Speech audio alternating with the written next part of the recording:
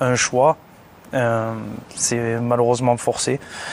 Et je sais l'amour qu'il a pour ce sport et de le voir arrêter comme ça me fait énormément de peine. On parle bien évidemment de Sergio Agüero. Le buteur argentin pourrait raccrocher les crampons à l'âge de 33 ans. Il souffre d'un problème au cœur. Alors Pas Si Bête te propose de redécouvrir ou de découvrir les moments forts de sa carrière. C'est parti.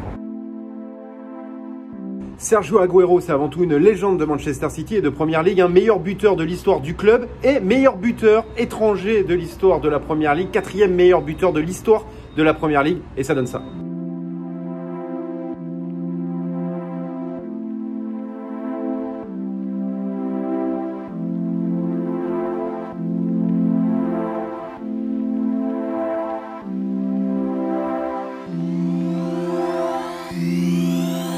Et les supporters de Manchester City retiennent surtout ce but, le but du titre. Manchester City devient champion pour la première fois depuis 1968.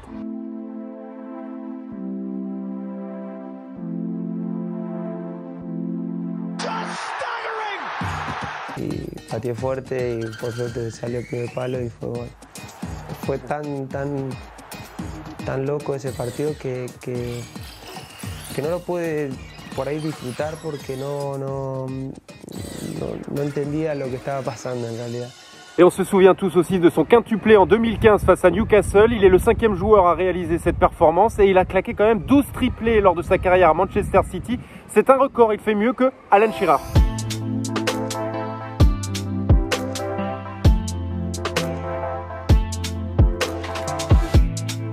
Il a tout gagné sur le plan national avec Manchester City, dont 4 Premières Ligues, et c'est le joueur le plus titré de Manchester City. Et des records, il en détient aussi avec l'Independiente où il a été formé. À l'âge de 15 ans, il évolue pour la première fois en première division argentine. Et il est le plus jeune joueur à évoluer dans l'élite. Il bat le record de Diego Maradona. Et il est aussi le plus jeune joueur à évoluer en Copa Libertadores. Alors pourquoi on le surnomme Kun Agüero? C'est tout simplement ses grands-parents qui le surnommaient comme ça quand il était petit, puisqu'il avait le même physique qu'un héros de série TV japonaise. Il joue pendant 3 saisons en première division argentine, marque une vingtaine de buts en 50 matchs et des recruteurs européens s'intéressent à lui. Il participe à la Coupe du Monde des moins de 20 ans, remporte 2 fois le trophée et aussi on parle de lui pour la Coupe du Monde 2006. Malheureusement, il ne participera pas à cet événement.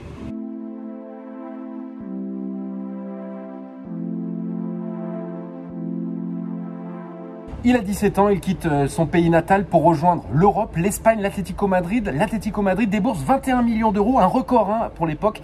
C'était le transfert le plus cher de l'histoire du club.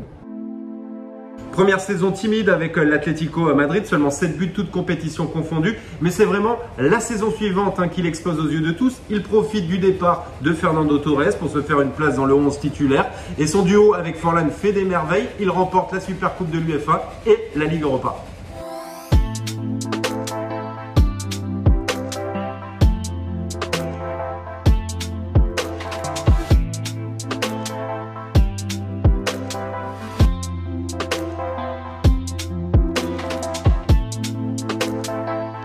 Agüero joue avec Messi, Di Maria, Lavezzi en sélection et remporte les JO en 2008, victoire 1-0 face au Nigeria en finale.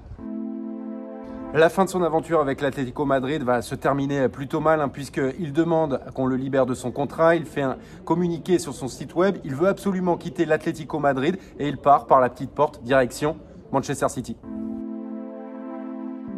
Son histoire à Manchester City, tu la connais. Il devient vite le chouchou des supporters. Il a même une chanson en son honneur.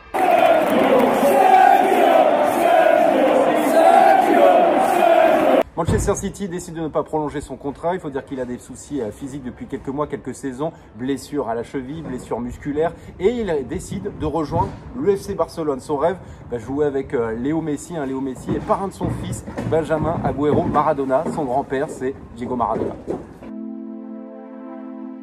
Messi Agüero se retrouve en sélection l'été dernier pour jouer la Copa América et il remporte le trophée, une victoire en finale face au Brésil.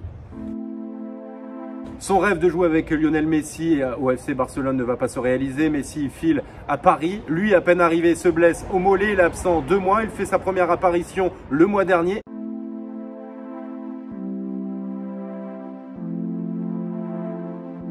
Il est victime d'un malaise thoracique face à Alaves.